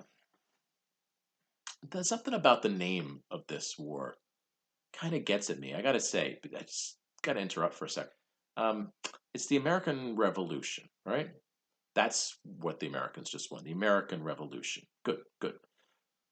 Yeah, revolution is my problem. I hang up there. A revolution is an event that literally what it means is the world turned upside down. And I'm not sure this is a revolution, to be honest, especially when you compare it to other revolutions in the history of the world. There's one in France a little bit later, and it's in some ways built on the ideals of the American Revolution, but then they go to town. I mean, after their revolution, they declare themselves a republic, right? But then they start chopping kings' heads off, and they set up guillotines, and they start chopping off the heads of all the rich people, and like, I mean, that's a revolution. I mean, phew, man, that's a deal. And then I don't know, keep stay in Europe and jump ahead about 100 or 20 years after that. Go to Russia, the Russian Revolution in 1917. After that's over, yeah, they chop off the head of their king, and actually they shoot the czar, but it's the same basic idea. And then after that's over, they don't just like kill all the rich people. They declare themselves a communist country defined by an economic and political ideology that's 180 degrees from what had existed in Russia before. And similar things happened in China in 1949 with the Chinese Revolution, where after that's over, the Communist Party takes over that incredibly large country. And I mean, those are revolutions. This thing here, I mean, yeah, the loyalists are out of town and the king's not in charge. But other than that, most of the same people are in charge of most of these communities. Most of the same rich people are rich. Most of the same poor people are poor. Most of the same people who had no rights still don't have any rights. I mean, is it a revolution? I don't know. Maybe we should call it like the American Rebellion or the War for American Independence or something like that. You know, are you with me? You're with me, right? Nod your head, yes. I'm just messing with you. Okay, this is truly a revolution. Yes, society does not alter as dramatically as some of those other world revolutions afterwards. But this is a revolutionary event, not just for here, but for the history of the world, because this revolution was fought for an ideal. It's not just fought about taxes. It's not just fought because they are scared of the British and convinced the British are out to get them. This revolution is fought for that ideal of republicanism. The leaders of the revolution, and eventually the soldiers and most of the regular day to day citizens, believe that this is a war worth fighting for because if successful, they will create a country with a government that is essentially an experiment. an idealized form of government called a republic, where the citizens will elect their leaders and there will be equality and the rights of all will be ensured by a more fair form of government. The fact that this is a war that's fought over ideas, ideals, beliefs, and not just the way most wars had been. I don't like the way you look. I don't like the way you pray. My king doesn't like your king, which is really what most wars had been about prior to that in the history of the world. This is a new thing. The Enlightenment and the Enlightenment ideas that republicanism had drawn upon are going to be the beginning of wars will sometimes be, and major world events will sometimes be about ideas. The American Revolution is about an idea. It's about republicanism. It's about a belief that here a new version of an old idea can work and we can show the rest of the world how to do it. And that ideal is going to define this new country in very interesting ways. And yes, some of the big political and economic changes that happen in some of the other revolutions later don't happen here, but there are still some important social effects that make this really more of a revolution than I was kidding around when I said that I thought it wasn't. So, one example is the fact that, as I just said, most regular, ordinary people bought into the idea of the revolution because they bought into the idea of republicanism. And why not? Because in a republic, the citizens all share the responsibility of making the government successful. Not just a handful of people, not just one king, not just the richies, not just people who are best educated. No. The idea of a republic is that all of the citizens, and by that I mean all the white guys, but it's still broader than the rest of the world, that all of the citizens together have to make sure that this government's going to work today, tomorrow, next week, next year, forever. This is an advanced way of looking at the way a country should be run. And everyone takes very seriously that responsibility. The soldiers did during the war. That's part of the reason why they fought.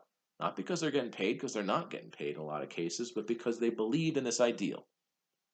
And regular, ordinary people supported the war, not just because they hate the British, but because they believe that afterwards they are going to have more say than would have ever been possible in any other society, because in a republic, the citizens are the individual units that make the government work.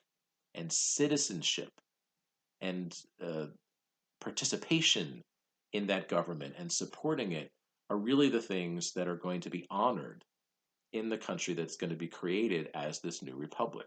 So, individuals who are just regular, ordinary people, the guy on the street, the cobbler, the shoemaker, the guy who takes care of your horses, all those people, they buy into the idea of citizenship and republicanism and equality that are implied in such things as the Declaration of Independence. And therefore, one of the things you see in this new country, in this new republic, is that social classes are different than they are in the rest of the world, or at least than they are in Europe. In Europe, England in particular, but especially most of the European countries, classes, rich, middle, and poor, are very much separated. They are different culturally, and it is clear who's in charge. And the manners in which poor people respond to rich people show deference. Really, that's what manners are. You say yes, sir, and no, sir to somebody who you have to be polite to. Kids have to say yes, sir, and no, sir to parents or teachers or whatever. And that's showing respect. It's respect for authority. It's respect for somebody who has more power than you. That's what manners are. Historians talk about something called the revolution in manners. Because here in this new country, in the years after the Republic, poor people and rich people interact as if they are equal. Yes, rich people have the money, have the property, have more authority, are more likely to get elected to things and so forth, but they talk to the poorer people of the new country as if they are equals.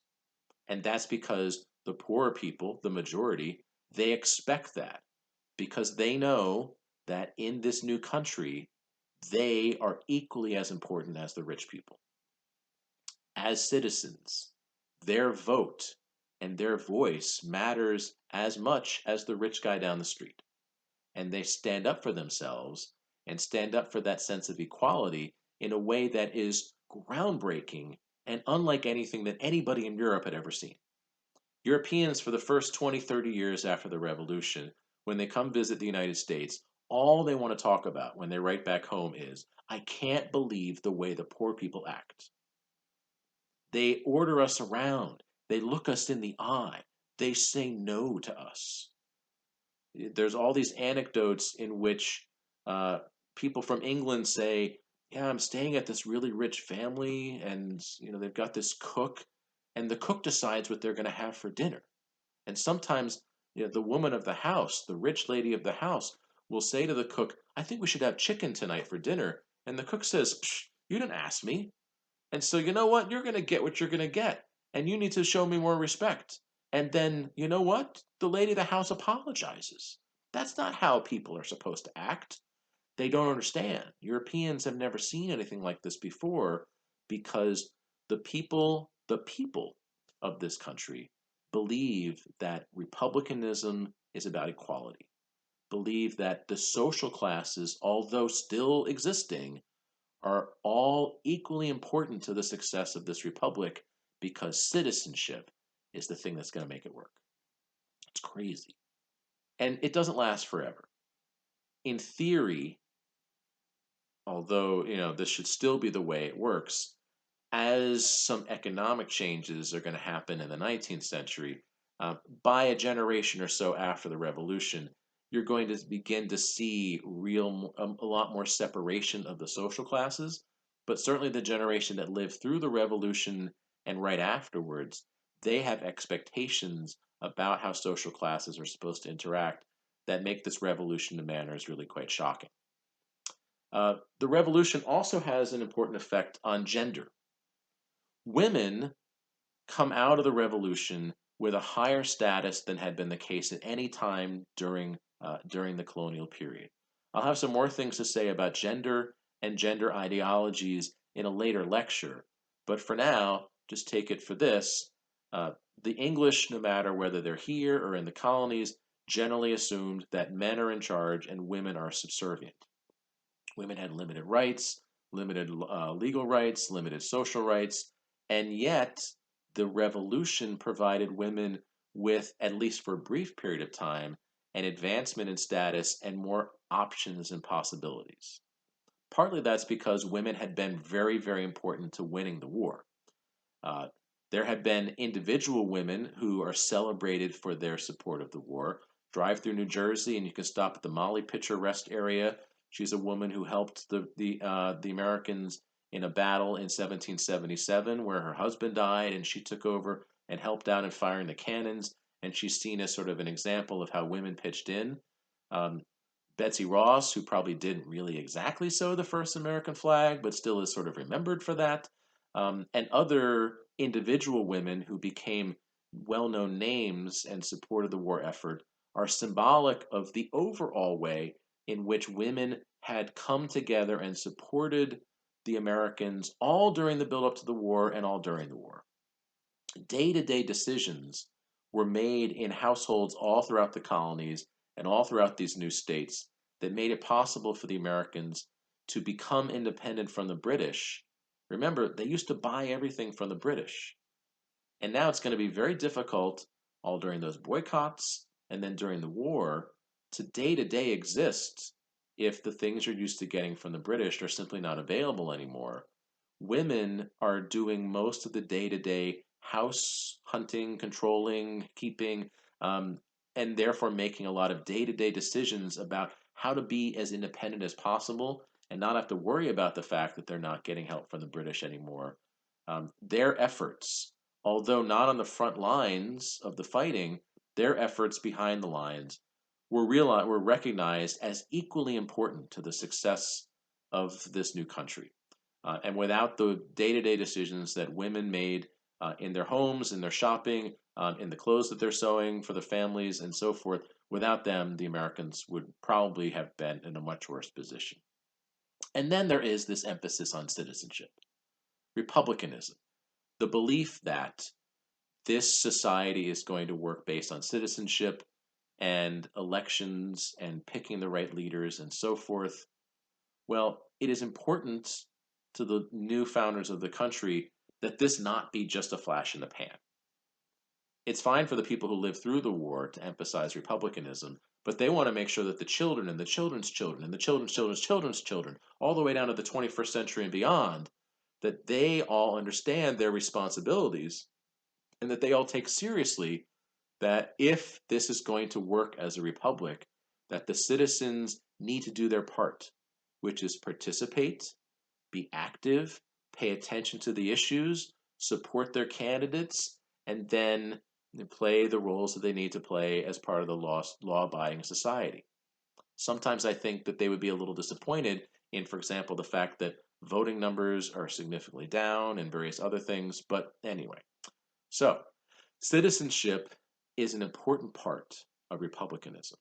And republicanism is an idea that needs to be communicated to the children and the children's children, which means education is going to be vitally important if there is going to be a thriving republic, if this experiment in elected form of government is going to work. Because if we just sort of lose the ideals, then eventually some chucklehead's going to come along and take away everybody's rights and just take over, and that's what's going to happen. That's what they're afraid of. So you need to make sure that the kids and the kids' kids, all the way down to the nth generation, that they know their responsibilities. Well, they don't have schools. Public schools as an idea come much later, 1840s and afterwards, and are not a common thing in most places until the very end of the 19th century and into the 20th century, which means that the education that is necessary to the survival of this republic, that's going to happen at home. And part of the traditional gender ideology of the colonies and now this new country included the idea that women are the educators of children. Putting aside some of the sexist gender ideas there, that women do that and men don't, we'll put that aside for the moment and just say that women's role as mothers and as educators of their children clearly are going to be vital to the success of this new country. And therefore, partly based on remembering and wanting to recognize the support that women had given to the war effort, and partly based on the fact that women are going to be important moving forward to the overall success of this republic, there is much discussion of women and gender roles in the early days of the United States, and women are described in the literature and the speeches and the sermons as Republican mothers, which doesn't mean the mother of a Republican congressman or of the president who's a Republican or whatever. That's not what they mean. They mean with a little r. They mean mothers of people who support republicanism. They mean mothers are going to be important because they're going to teach republicanism to their children. When the early leaders of the country, who are mostly men, when they talk about Republican mothers, they are emphasizing that women are going to be just as important in the success of this country as men. And in fact, in the early days after the creation of the United States, there were examples where women got more status than they previously had because of this emphasis on the Republican mother, so important to the success of the country. There's more education for women. Some of the early states even allowed women the right to vote. Didn't last that long. By 1803, the last of the states who had given women the right to vote after the Revolution had taken it away again. But still, for a moment there, for a generation or so there is a raised status of women because of the ideals of republicanism, and something that later women are going to be able to go back and build on, because women, of course, are equally important in the success of any country as men. But this ideal of republicanism, this much more radical, deep rooted revolutionary idea, also affected gender. And then one last area that the revolutionary ideals of republicanism did also affect was race. As it turns out, if you were rooting for the Americans during the Revolution, If I said, hey, who do you want to win? And you said, oh, definitely the Americans, you may have forgotten about the fact that there's a group of people who might have had a reason to root against the Americans, which are the slaves. After all, the slave owners are the Americans, and if the slave owners lose, that might be to the benefit of the slaves. Long term, in some ways, that would be to their benefit, because I happen to know that right around the same time the American Revolution is beginning, there also is an anti slavery activist group in England that's just getting started, but over the decades that followed, succeeded eventually in getting slavery abolished not just in England, but all throughout English Empire by the 1830s. And so, in some ways, it would have been good for the slaves for the revolution to fail because slavery is not abolished in the United States till 1865. If the United States had not become the United States and stayed British colonies, then those slaves would have been freed a generation or two earlier, and that would have made a big difference. Okay, well, they don't know that at the time. I'm telling you, in the long run, that would have been a big deal. In the short run, though, there's a lot of reason why the slaves would support the British and actually actively help the British because the British government and the British army had a policy that they spread around, especially when they're doing that part in the last part of the war, when they're focusing on the South. The British army policy was any slave who helped them could get their freedom. And they meant it. After the war was over and the British lost, a lot of the former slaves who had come to help them out, they took them with them when they left and took them to back to England, up to Canada, parts of the Caribbean. Some of them, it didn't work out for them, and in some cases, they wound up back as slaves again, and that's tragic and terrible. But for the most part, if the slaves worked for the British, helped out the British, then they got their freedom as a result, which means that there's a lot of reason why the slaves in the colonies should be on the side of the British and not the Americans. But there is that other thing. There's that language in the Declaration of Independence that all men are created equal. And there was that ambivalence that clearly Jefferson and maybe some of the other slave owners felt about slavery. We saw he threw in language about slavery in the Declaration of Independence, even though it got thrown out. And there is this sense that republicanism is about equality. And there are people in the early days after the revolution who begin to question, can a republic based on the idea of citizenship and equality and the rights of man, can such a republic exist and also have slavery? And in fact, in the years following the revolution, because it did not seem like it was something that could fit in this kind of new republic, some of the states began to abolish slavery. Up in New England, where there was almost no slavery, where it was economically not important and therefore easier to get rid of, in New England, in the years during and immediately after the Revolution, they all abolished slavery. Again, it was easier for them to do, but still they didn't have to do it. They were encouraged to do it by their sense that morally a republic really needs to not have slavery. And in the years after the Revolution, that idea spread eventually to the mid Atlantic states, the middle colonies, now the middle states.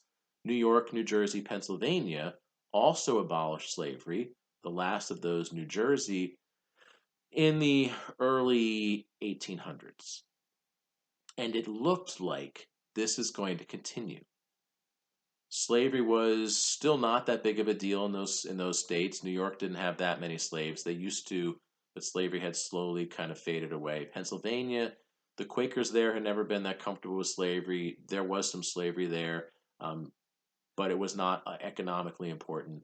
New Jersey had some slaves, especially in South Jersey, which looks economically a little bit more like the Chesapeake states, but still they made the jump, although sort of did it in a slow way of abolishing slavery. And that looked like maybe that was going to be the trend.